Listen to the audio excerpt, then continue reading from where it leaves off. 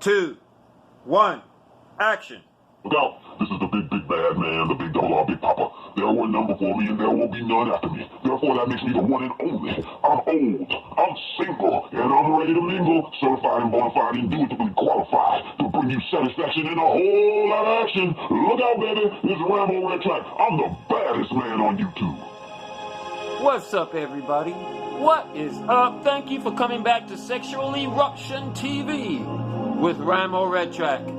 I'm gonna give it to you like you like it, like you need it, and like you got to have it every time, right on time. Like and subscribe. Sex is in the air. And guess what? It's not just for the younger kids. Oh no. We can get it on too, y'all. We gon' get it on. People over the age of 65 who are more satisfied with their sex life, they actually age more successfully and they tend to have a better well-being overall. So having a good sex life is linked to so many other positive factors.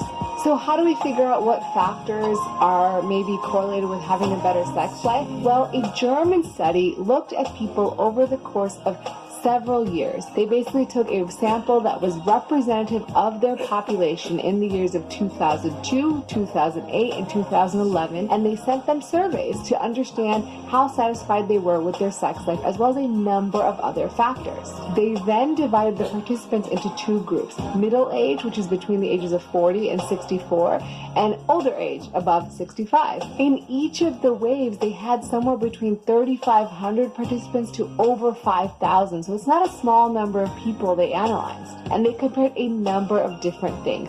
And the things that really stood out to me as being different were obviously people who were older had a higher number of illnesses. There was really no difference in the rates of depression in both groups. But interestingly, when they asked the importance of sexuality or intimacy on a range of 1 to 7, the groups were about a 1-point difference. Now, what does that really mean? It's unclear, but when you look at statistics, they found that it was significantly different, meaning that people who are above 65 tended to find intimacy and sexuality as less important than those in middle age. Not surprisingly, cognitive function tended to decrease as people aged, and also the number of important people they remained in regular contact with tended to decrease as well. The major thing that they found was that satisfaction with sex life did decrease as people aged.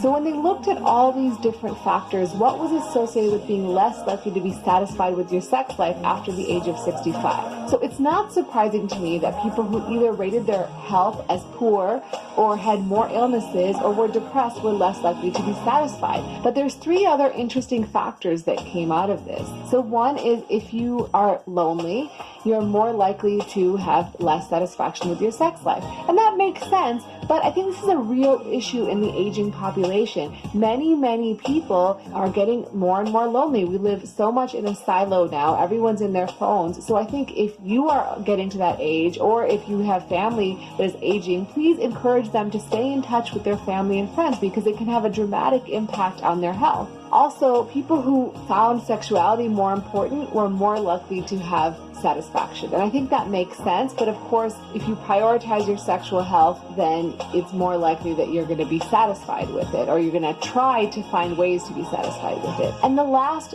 thing was the most interesting to me, was that women were less likely to be satisfied with their sexual health. And I think that's because, women go through a lot of changes after menopause, and all of those changes can sometimes cause a lot of discomfort and dryness and loss of libido that can all contribute to just not having a great desire or enjoyment when you're having sexual activity. If you're a woman or you're partnered with a woman who's above the age of 65, encourage them to go see a urologist or gynecologist to talk about these symptoms, because there's so much we can offer them, and there's so many things that we can improve their libido with, that we can improve their discomfort with.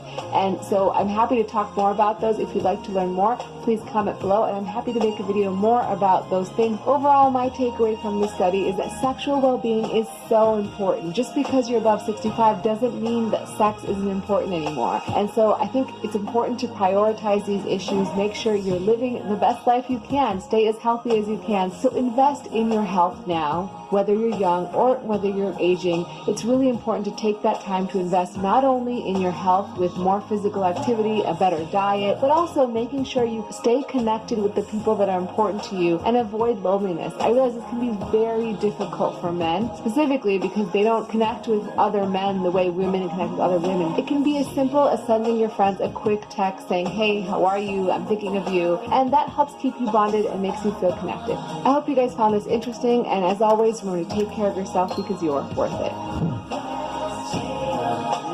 Yeah.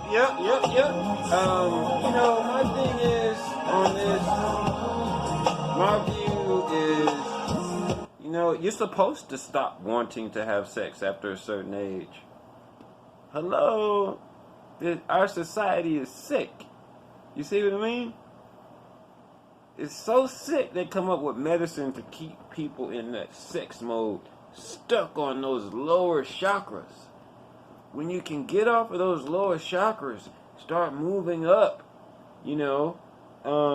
spiritually and mentally, your mind should naturally gravitate away from sex, because sex is for reproduction.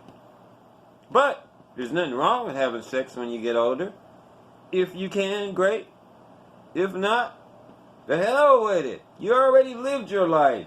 Let the kids have some fun. You should be doing some artwork or learning how to play an instrument, reading a book, helping another kid, mentoring a child. There's so many things you can do besides thinking about what's in between your legs. I hope you guys enjoyed this. I really do. And I'll catch you on the black hand side, just like I always do. Hey, I'm RAMO RETRAC, the baddest man on YouTube. I'm out of here.